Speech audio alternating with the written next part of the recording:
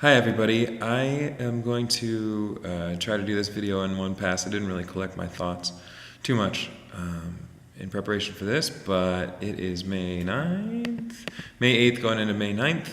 I'm in a echoey room, giving you a tour of my building, and I no longer have a beard. It plumb fell off after 3 days of intense labor.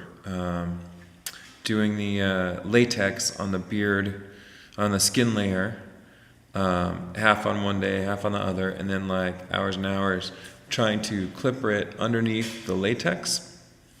And it worked out great. Have a beard wig of my own beard. It's hilarious.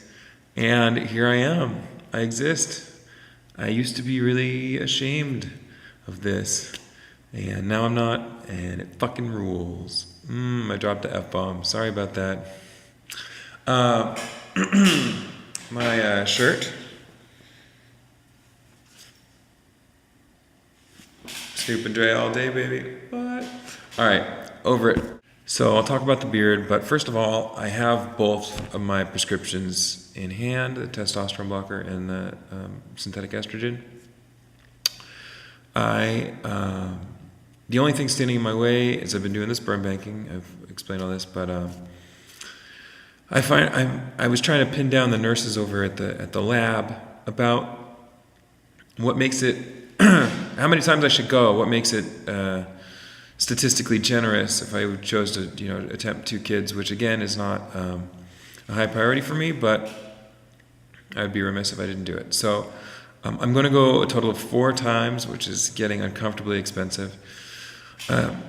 And so tomorrow is the 3rd time, and then Friday, I'm going to do the 4th one on Monday. And then the time I could get to do the first injection was Monday. I mean, that's the best day it worked out. So more on that, and more on that as it develops. And I'm very excited for that. Let's see here. And then I'm going to do a mold of my penis. A couple of them, actually. And that's all that's holding me back. I haven't told my mother. And there's a lot of complications with that, and there's people in my family who know that are discouraging me from telling her, but I don't feel comfortable going forward without telling her. My dad and my brother and a cousin and a second cousin and my aunt is who know in my family. Flipping back and forth with my notes here.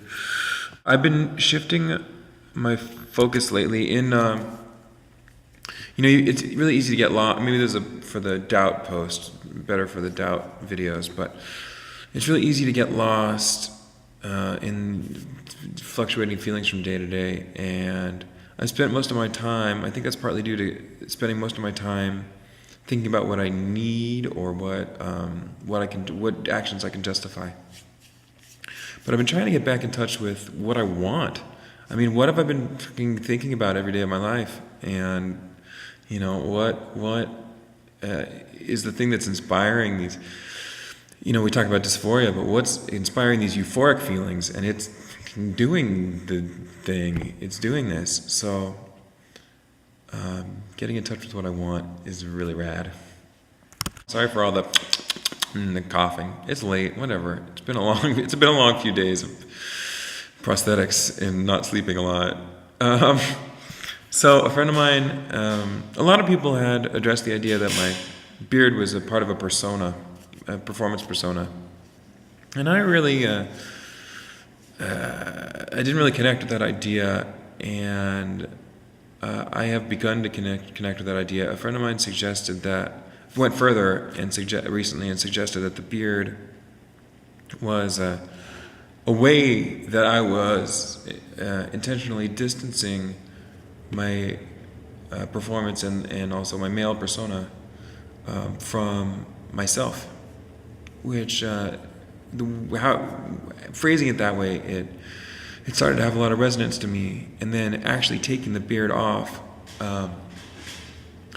by the time I was taking it off, it was the skin layer was, rubberized, and it really felt like trying to disengage a prosthetic rather than actually taking off my own beard. You know, it didn't really have the catharsis of zoom, you know, sometimes people want when they're like shaving their hair off. But I did get to feel like I was like, you know, pulling off a mask, slowly like tearing off a mask. And I didn't have a profound immediate emotional response to me, but it did resonate with me. Thinking about facial hair, you know, while reading the forums and my own experience, you know, there's a time in my life and in people's lives where you like really want facial hair, and that's you know, for a lot of us, an effort to prove our masculinity to ourselves, which is, you know, futile.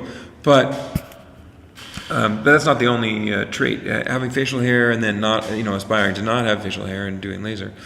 Or a lot of people around my height, you know, trying to fit in as a male, you want to estimate up, and then fitting in as a female, you want to estimate down. Like my driver's license says 6 foot, but getting measured at the clinic, I was 5'11" and a quarter, which is about what I actually thought I was. And damn right, you know, my next driver's license is going to say 5'11". And, you know, aspiring to different kinds of clothes and miscellaneous social aspirations. It's kind of disconcerting to me that it's so easy for us to flip-flop. I mean, the male end, or, you know, what you're running away from makes sense because you're trying to overcompensate to fit in. But why is it so easy for me to flip-flop and jump on the bandwagon the other direction? It makes me think that we all have a lot more thinking to do about appearance and fitting in. How much it has to do with what I think of as more genuine things like aesthetic and desire for physical completeness, and how much it has to do with conforming to norms. You know, obviously I have no trouble with unconventional male appearance, and I've always admired and aspired to unconventional female appearance. I need to keep myself real. Let's see. That might be it. Maybe we should just wrap it. Fuck it. Next time. You guys rule. Thanks a lot. Here's me with my face. Crazy. It's crazy. Here's my face. Peace.